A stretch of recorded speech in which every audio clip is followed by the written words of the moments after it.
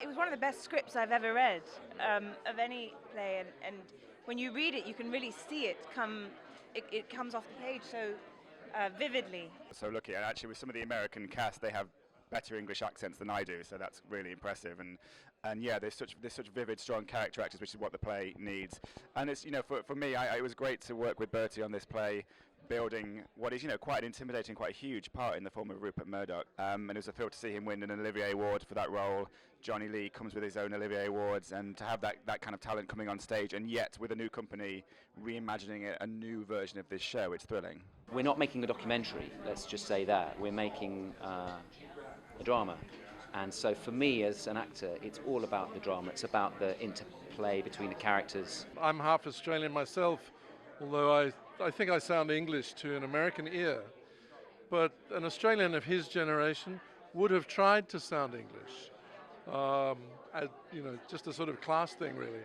So what's interesting is, from that point of view, both my character and his boss, Rupert, are two Australians mixing it up in London, England, at the end of the 60s. The relationship between those two countries has a long history that's very complex.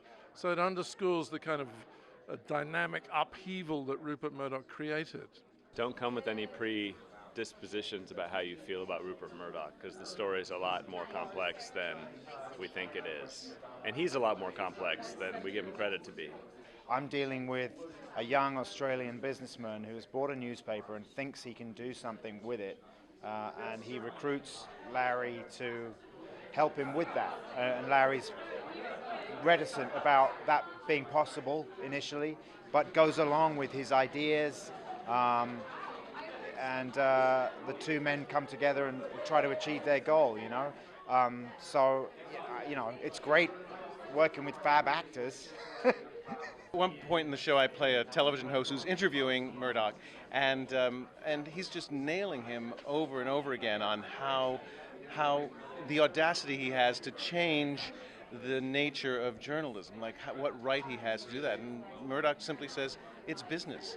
It's just simply business. My character, Diana, she's young, she's scrappy, she's trying to be heard in a time period in which not a lot of women were working jobs in general. She's also of this younger generation that's kind of trying to explode into the cultural scene. And it was 50 years ago, but there is sort of this parallel in today's day and age. Where they might expect a broadsheet, they're going to get a tabloid, and they're going to get something that's fun and is iconoclastic and irreverent, and that's useful to us because then they might actually listen. And underneath it all, they're going to find, I think, a disquisition on the state of our journalism. Although it has big political ideas in it, it's not a preachy evening like the paper represents. It's designed to be really entertaining, to meet great characters, to go on a real narrative journey, but also to have a lot of fun on the way. There's singing and dancing. There is singing and dancing. It takes us back to the roots of a lot of what a modern day media is. This is the start of a new kind of journalism.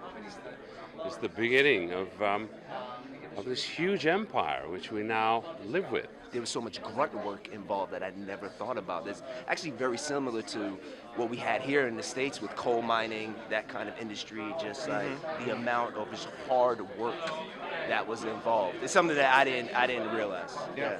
For sure. Yeah. I mean, and we might know more about TV news because we're actors where we involved with media in that way.